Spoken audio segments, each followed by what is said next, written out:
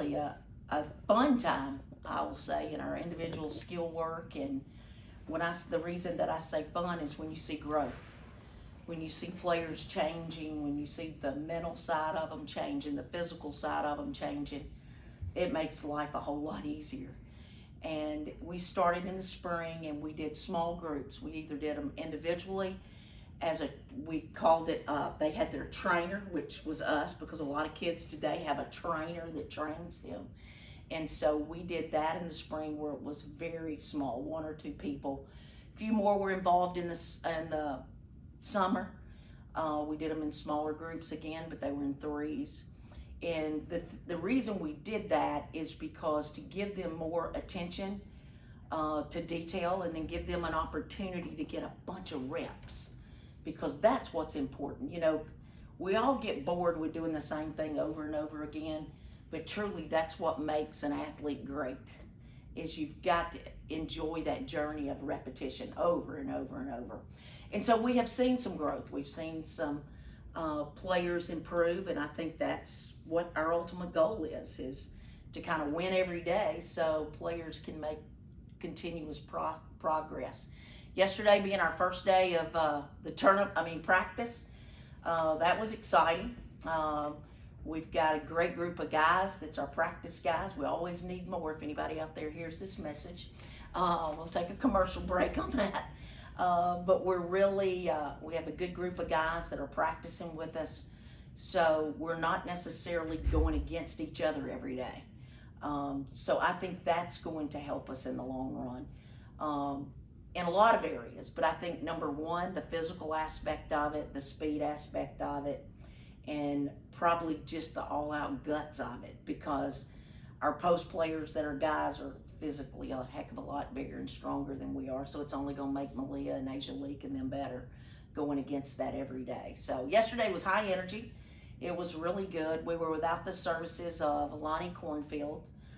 She will not be with us again today due to just neck injury, but she'll be fine. She'll be back hopefully tomorrow to be able to practice. But it was a really good day yesterday. Again, like I said, high energy. It was fun to see some of the improvements, some of the fruits of our labor of the individual players and their improvement. And so every day we got to win the day. Every day we have to win the day to be able to continue to improve. Coach, you have a lot of talent back from last season. You guys are in a new league. I mean, how do you feel about that combination? What do you think of the Sun Belt? I know a little bit about the Sun Belt because we've played South Alabama, and Troy's been in our tournament here, and we've played Louisiana Monroe. So you know a little bit about them, but I don't know anything about App State, Coastal Carolina, the teams that are away. Obviously, we have Marshall and Old Dominion that joins us. That we're familiar with, and then James Madison's a really, really good team. I don't know much about them, but what I can say is that I think the league will be different. Now, we've watched some film from the past year, just on their flow. It's a much more guard-oriented league. The pace of their game is a lot quicker. A lot of them are going to shoot the ball in 7 seconds. It's just much faster. They have a lot of the teams play 4 guards and 1 post player, and we're a little bit more traditional where we play the 2 post players. So we have worked on that throughout the summer, and we'll continue to work to increase the pace. I think going into the league, Transition D is going to be a number 1 key for us. Because of the speed and how quickly they shoot it, and then obviously keeping them off the glass, and then give us an opportunity to get the ball. But I do think it's going to be good, exciting. I think our travel's a little better. Unfortunately, our travel for the places we have to fly doesn't really help us out much, because Texas State, you have to stay an extra day. App, you have to stay an extra day. So there's places that you have to stay an extra day that you'd like to play the game on Saturday and get out of there. Well, you can't, because Texas State's not. It's close to Austin and San Antonio, but like App and Coastal and those places, it's very similar to Hattiesburg in that you've got to drive to get to airport. So You know, I think where I personally thought the travel would be different totally across the board, it's not when you reach out to the outlying schools. For the closer schools, Louisiana Lafayette, you've got ULM, you got South Al, you got Troy, you got Georgia State, Georgia Southern. Those schools are really nice to be able to have bus trips and leave after games to get back. That part is the plus for it. I think it does generate some camaraderie with the fans and with their teams, and fans having an opportunity to travel to those places. I think that's a huge plus for us. As far as our team, you know, obviously Dom and Malia's our two best returning players that were major factors for us. Losing the 4 seniors, particularly in Deja Allman and Fess Hawkins, Destiny Smith. I've just had a brain fart. Who's our other senior?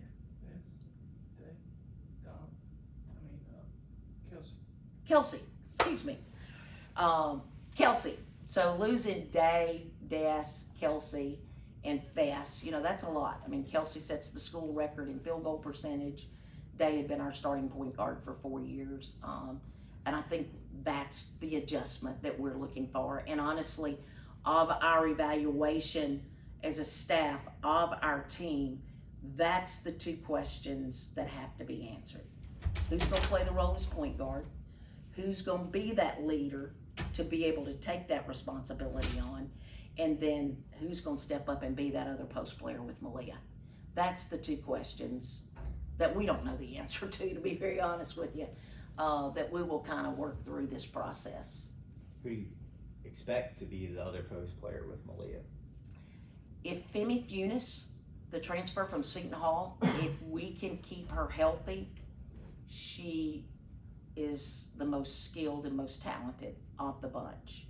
You know, she just struggles because of her injuries. We knew that when we took her, but we felt like it was worth the risk and was hoping for risk reward and that from that aspect. But Femi's a game changer. She really, really is a game changer. The Jacoria Bracey, the transfer from Ole Miss, that is a wing player for us. She adds a different dimension because she's extremely athletic, but can shoot the 3 ball she's a multi-dimensional offensive threat. She can shoot the 3, she can shoot the jumper, she can get to the rim, which is something that's an addition for our team that I think is a huge plus for us. Lonnie Cornfield, which we expect to kind of carry the load at point guard. That's a transfer from Northwest Florida Community College that won the national championship when she was a freshman, and then last year played again in the national championship. It's just her learning the system and understanding what we expect. But she gives us an added dimension as well that we didn't have in Deja Allman as far as shooting the basketball. Lonnie can really shoot the basketball, which is an added dimension. You don't have as much length as you had in Deja Allman.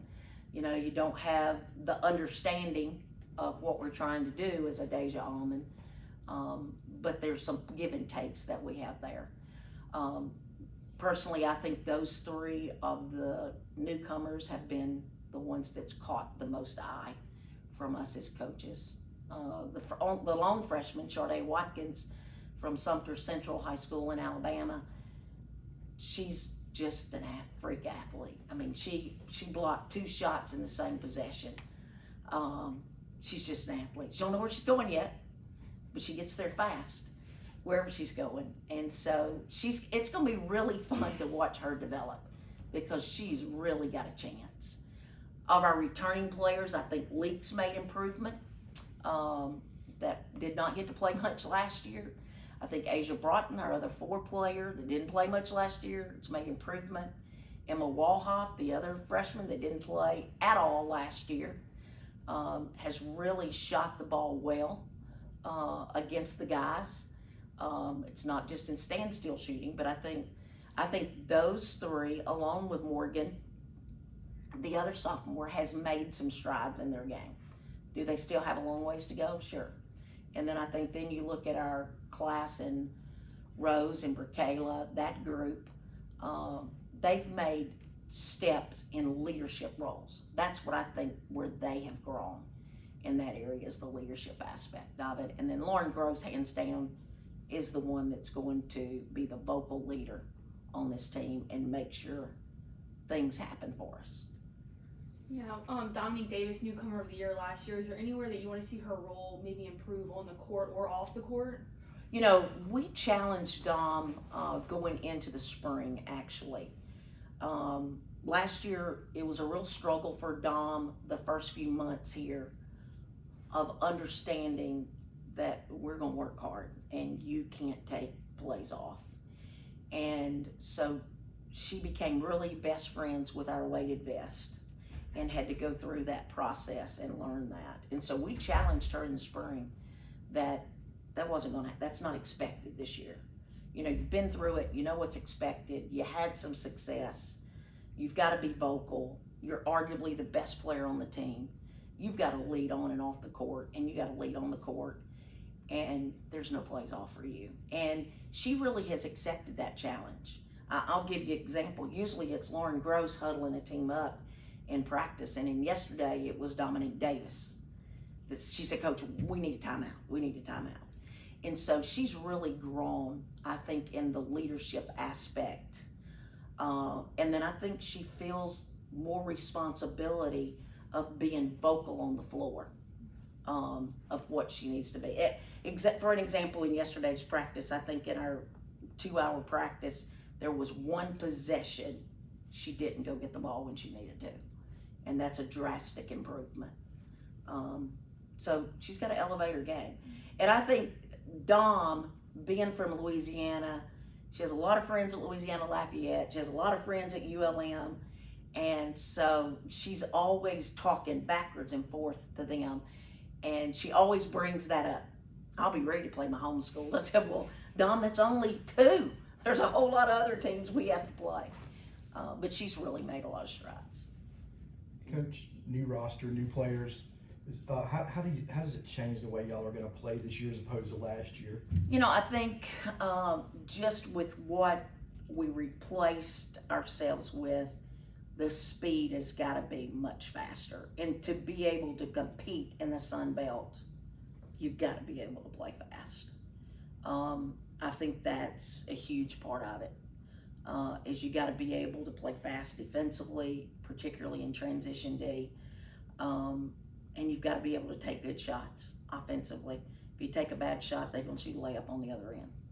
And so that's what we've really talked about is pace over and over and over, the pace of the game of the league we're going into. Because again, most of the team in the Sun Belt plays 4 guards, 1 post. Maybe a chance for y'all this year, question to be better on the perimeter. I hope so. I mean, we really need to be. We really need to be able to shoot the ball on the perimeter. We've seen some improvement, but you know, I'll be honest with you, with shooters, it's so different because when the striped shirts go on, it's different. I mean, we have some of our players, they go through shooting drills or they go through half-court offense and they're really good. But again, when they go up and down, they're not as good. And then when the striped shirts come on, they're really not very good. So a lot of that changes. And I don't think you see that with players that play in the paint. But really, the mental side of perimeter players are so important. And building that confidence in them, I think, is really crucial. Has there been any, talking about the Sun Belt with their guard play, has there been any added emphasis on the guards on the team this season just to get them ready for that? Yes, we have talked about that. We as a staff have even talked about in certain situations 4-guard lineups, and we may have to do that against some opponents. But the guards definitely know the strength of the league is in the perimeter game. And again, I think they've accepted that challenge. They've worked really, really hard. We still have a long ways to go. I mean, we're just getting started. But I think they have really and truly made a lot of strides and have taken it upon themselves to be a difference maker. Coach, off that question, is it gonna maybe change the way you guys recruit now? Maybe a little more guard heavy? You know, and that's so true.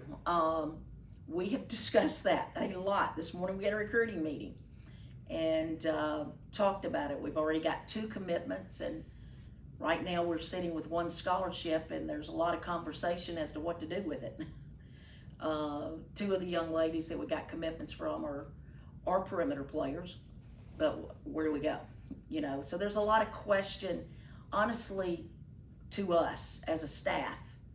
And again, one of our grad assistants, Abby Yuan, has done a great job of breaking down all the Sun Belt opponents already. So we have watched a little bit. We're going as we move forward into next week, where each coach is taking one of the teams in the league and kind of pre-scouting them just to get a feel of the flow and what they're traditionally going to do as we continue to prepare for practice. So, you know, that could happen. That could happen. If not, you know, like a Femi Funes, for example, like a Sharday Watkins, the freshman, which Sharday's really a guard, but we've moved her to the 4 because we need some help there. You know, they would be 4 players that could keep up with people in the league. I mean, Femi is a 4 player, and she's really athletic and can run and get up and down the floor. So I think honestly, I think going into this year, it's going to be a lot of trial and error, to be very honest, because they are so different, you know, and they put up they put up big numbers, you know, 80 points, 87 points a game. That's a lot of points. And so it's a little different than in Conference USA. Can you just talk about the aspect of you have the chance for this entire roster to come back next season? Yep. Well, Lauren Gross is a special individual. She is currently getting her PhD in economic and something development. But she is getting her PhD, and she could return. She could. Not sure that she will, because her concern is writing her thesis for her PhD. So not sure what that would happen. But I do think when you look at it, I mean, we are sophomore and junior heavy. I mean, that's where we are heavy. And I would hope that they all would return as we continue to improve. But I do consider us a fairly young team with just really 1 senior on our roster.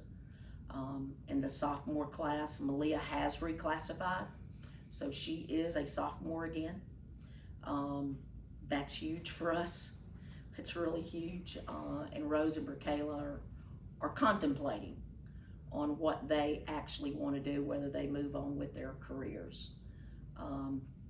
But to me, that's very exciting to be able to have them, because that group will be able to return and have played another year in the Sun Belt Conference. You've talked about Malia's talent before, but you know, just without Kelsey being here this season, what would you like to see Malia and where her game grow? That's a great question, because you know what? Malia's always had Kelsey. Kelsey's always had Malia. Malia has Malia. No. Malia has Malia. And so, you know, we've challenged Malia to be in better condition. She and Asia Broughton and Asia League have cut out some of weights and have done extra conditioning every day to have them better in shape. As you all know, every year we've had to play Kelsey in shape. And last year we had to play Malia in shape. And this year we've challenged Malia and said, you have to be ready to go from the jump. And, you know, she's really done a great job with her extra conditioning, has really embraced it, has really kind of changed how she eats. And so she looks better, she moves better. And so, yeah, she feels the heat because we have said over and over and over, whether it's individual meetings, and I think she's smart enough to look around and see, you know, hey, I've got to carry this team inside. Foul trouble cannot be an option. Any more questions for Coach?